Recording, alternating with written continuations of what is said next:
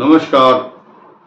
कन्या राशि पर विशेष चर्चा और अगले 5-6 मिनट आपके लिए बहुत महत्वपूर्ण इसलिए है क्योंकि ये जो सूर्य का संक्रमण और संचरण ट्रांजिट सिर्फ और सिर्फ कन्या राशि पर होने वाला है। इस वीडियो को कन्या राशि और कन्या लग्न वाले भी देख सकते हैं क्योंकि ये जो ग्रह होंगे 80 और 85% तक लग्न को भी इफेक्ट करते हैं, इसमें कोई दो राय नहीं है।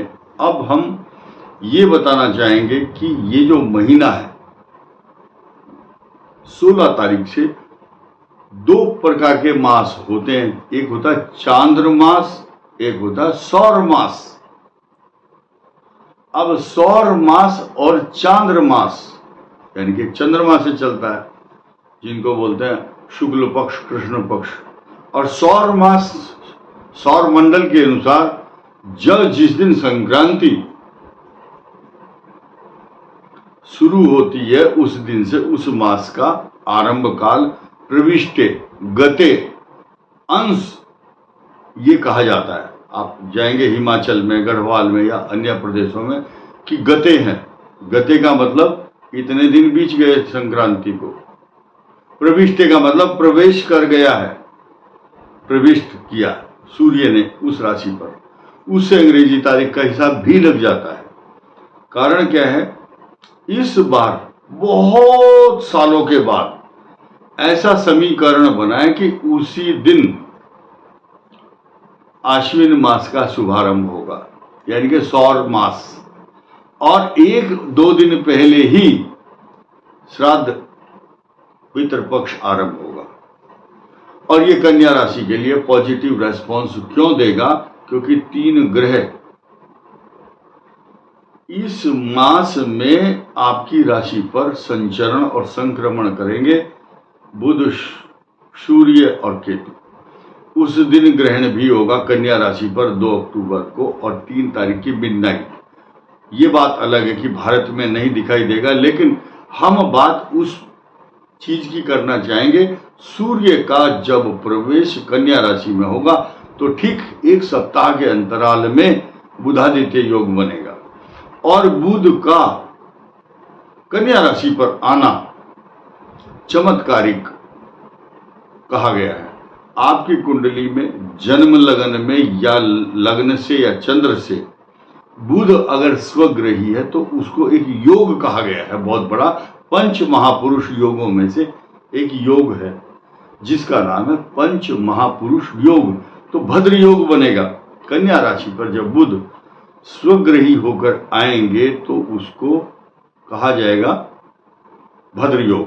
भद्र योग को राजयोग की श्रेणी में इसलिए रखा गया है क्योंकि बुध वाक शक्ति ज्ञान का द्योतक है और इस बात का भी परिचायक है जिसकी कुंडली में बुध ग्रह ज्यादा मजबूत होता है, विद्वानों से संयोग ज्यादा होता है, विद्वान उसके घर पर आते हैं, लेखन कार्य में निपुण होता है, वकील भी होता है, जज भी होता है, प्रोफेसर भी होता है, साथ साथ बहुत अच्छे अच्छे इंस्ट्रक्टर, भले ही वो पढ़ाते ना हो, लेकिन आपने देखा होगा जो पुलिस और सेना को जो ट्रेनिंग देते हैं, भले ही वो PhD नहीं किए हुए, लेकिन उनका ट्रेनिंग देने का सिखाने का तरीका बहुत सुंदर होता है। अच्छे ज्योतिष शास्त्र के जो विशेषज्ञ होंगे भारत के अंदर, उन सब का बृहस्पति ज्ञान का प्रतीक है और अच्छे से तरह से ज्योतिष को एक्सप्रेस और डिलीवर कैसे करना है, दूसरे तक कैसे पहुंचाए अपने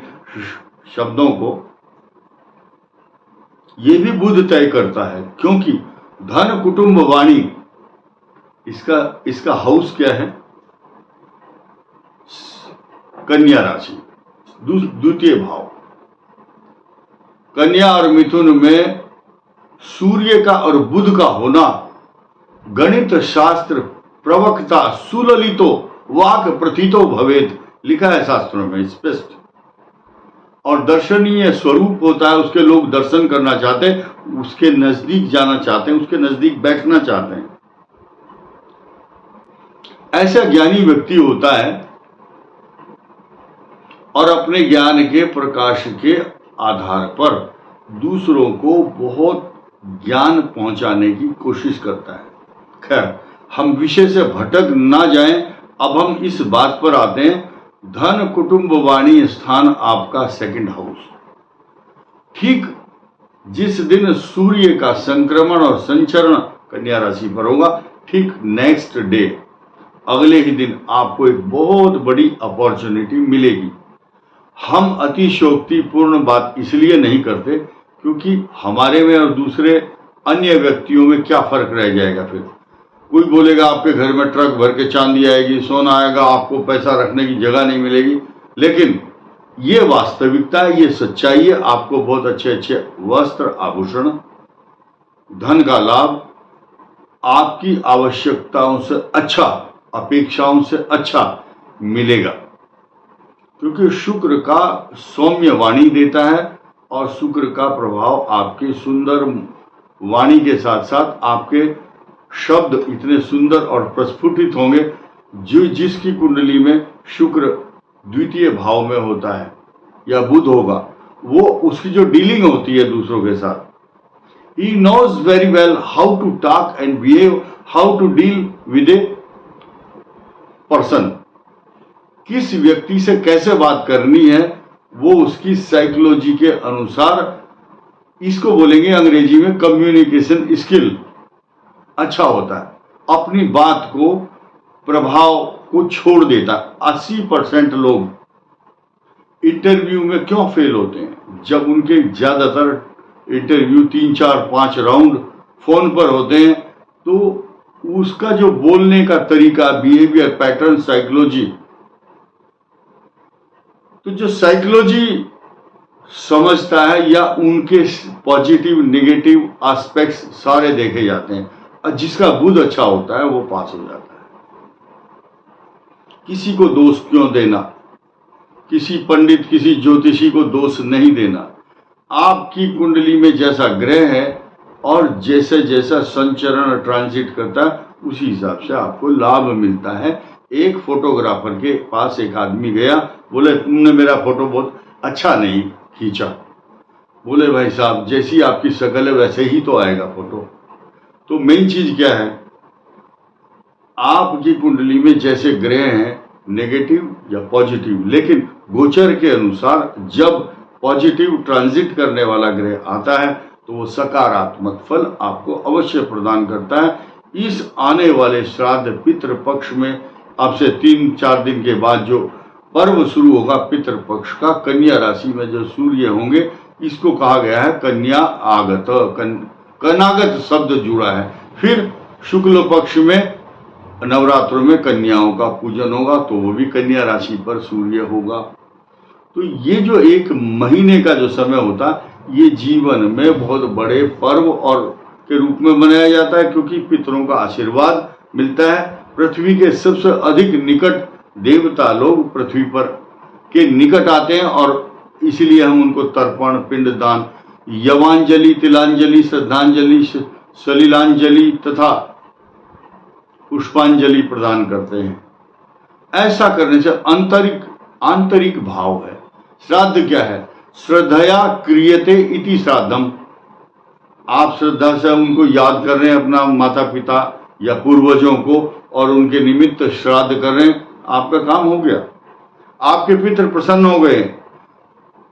भोजन कराना नहीं कराना, ब्राह्मण को क्या दान देना है, और आप सीधे तिल और जौ जल में डाल करके आप सूर्य नारायण की तरफ तर्पण कर देते हैं, पिंड दान कर देते हैं, तो आपके पितृ प्रसन्न हो गए, बस समझ लो। क्योंकि ये जो भाव आपके अंदर आया कि मैं अपने पितरों की पूजा करूंगा, ये बात भी वही आपके मन में लाते हैं पितृदेवता। पितृदेवता ये कहते हैं कि तुम करो।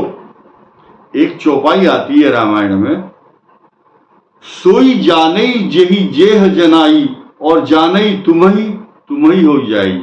यानी कि भगवान को वही जान सकता है जिसको भगवान कृपा करते हैं कि तू मुझे जान सकता है। ठीक इसी प्रकार पितरों की कृपा आपको तभी मिल सकती है जब वो आपके इष्ट देवता, कुल देवता, पितृ देवता प्रसन्न होकर आपको प्रेरित करते हैं कि तुम अपने पितरों के निमित्त ये कार्य करो। नैमित्तिक कार्य, श्राद्ध, पिंड, तर्पण, दान, और उसके बाद वर्ष में ये पर्व आता है, ये बहुत बड़ा पर्व है, इसी में पितरों का आशीर्वाद आपको प्राप्त होता है। ऐसा करने से आपके लिए सभी मांगलिक कार्य सुलभ और सरल हो जाते हैं। इस वीडियो में इतना ही। नमस्कार, धन्यवाद।